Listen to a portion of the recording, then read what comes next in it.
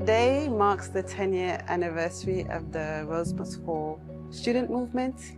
It's a movement that started here at UCT in March 2015 when a student threw feces on the statue that used to sit in the middle of our campus, and the statue was Cecil John Rhodes. But really, I think that act was the beginning of a protest that had to do with dismantling institutional racism at UCT.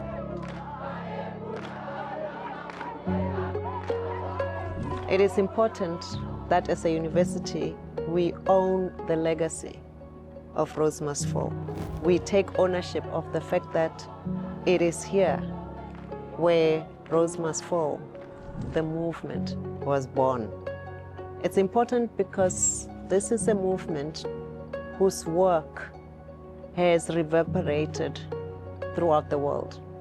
It was a reignition of the decolonial discourse.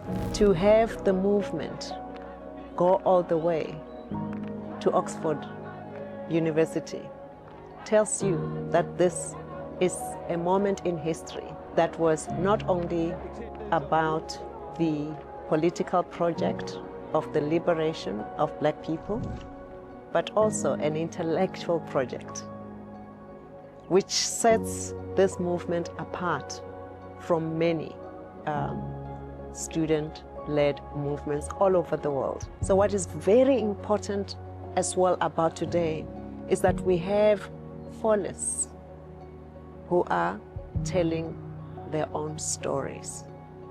It's very important that it is not the case that Fallists are often and always spoken for, because they're able to speak on their own behalf.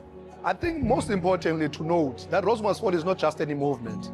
Like anyone who I think would have to agree with me that it is the most defining moment, I think, post-1976, that has been able not just to deal with the institutional issues within one campus, but generally to be able to shake the country and to be able to shake the world as a whole. But most importantly is that narratives of Black people are often forgotten. It is the responsibility of Black people in itself to immortalize those moments that are significant, that have been able to change significantly the conditions of Black people, and to be placed the conversation about Black pain and decoloniality at the center. So today is just a remembrance and immortalization of those moments in itself. With the call to decolonize the curriculum, we needed to first inform and engage around what decolonization means.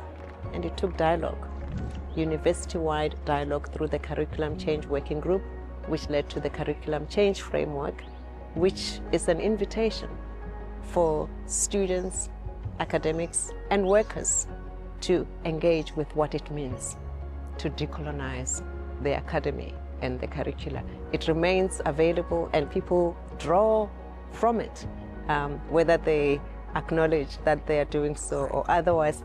That's not what's important. What's important is that students are getting exposed to content today that they otherwise would never have been exposed to.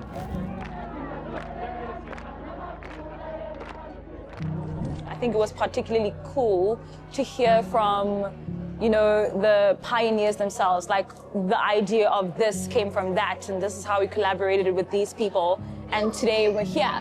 In terms of reflecting, today was good in educating me as a student myself to, you know, be empowered in this way. And I'm hoping that it's a recurring thing so that newer students can also get the memo of this is where institutions were, this is where we're going, this is, where we are right now.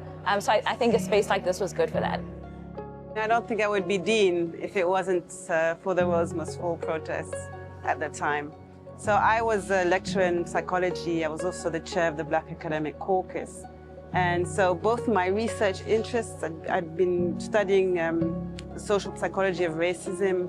And so obviously the movement spoke to me in terms of my own personal research interests. But also as chair of the Black Caucus, you know, my work suddenly became relevant in the institution. Like so many of my other colleagues who are part of the Black Caucus, who had been doing really critical kind of African-centered scholarship suddenly our work became of interest. And so that was a really good moment. And it changed a lot of things.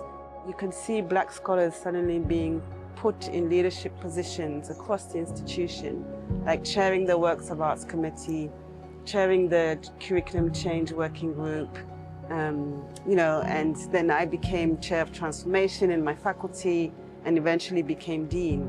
So I think the impact of that movement at UCT has been really phenomenal.